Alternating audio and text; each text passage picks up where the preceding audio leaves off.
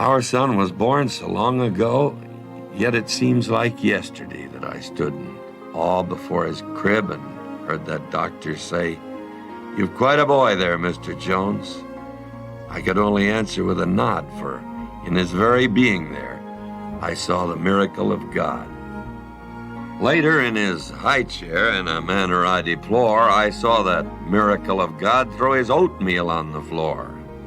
Well, I fixed him something different, for I felt he must be fed, but when I turned around again, that bowl was on his head. A few more years rolled along, and he didn't spill things anymore, but his granddad sent a big bass drum, and once more I deplored the fact that my miracle of God had a lusty taste for noise. When he'd boom, boom, boom on that big bass drum, I questioned, boys must be boys. I asked his whereabouts one day. His mom said he's got a paper route, said he'd helped earn his way as he became an Eagle Scout. When they pinned that medal on him, tears welled in my eyes, and then I gripped his mother's hand. Our boy had earned his prize. I won't forget that September day when he entered senior high. He had an air of great excitement, but he left home with a sigh. He came back that afternoon and gave us some puzzled looks. "Wow," he said, "this school is tough. Look at all these books."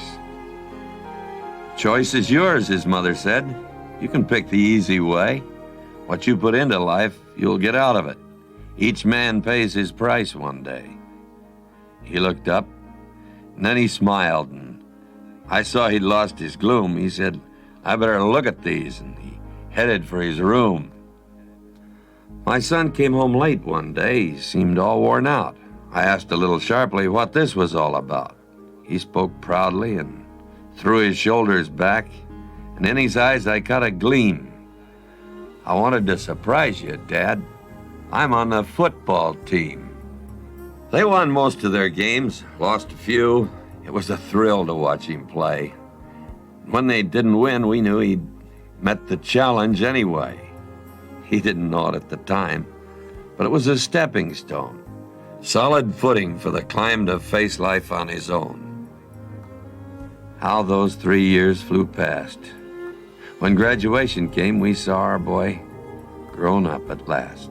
Our lives will never be the same. I guess we've known all along what his goal would be, from that time 3 years ago when he chose responsibility. He stood in the doorway yesterday, put out a strong right hand. I held back tears at the uniform he wore to protect his land. I shook his hand. His mother cried, "Son, why couldn't you wait?" Embracing her, he softly said, "Mom, if we all did, it'd be too late." I promise I'll go back to school when I've met my obligation to you, my friends, my girl, my school, and most of all, this nation. I'll do all I can out there, for I know you'll both be trying to make everyone you know aware we got to keep Old Glory flying. And then his mother straightened up. With a smile to hide a tear, she said, "We're both so proud of you. We'll feel lost without you here.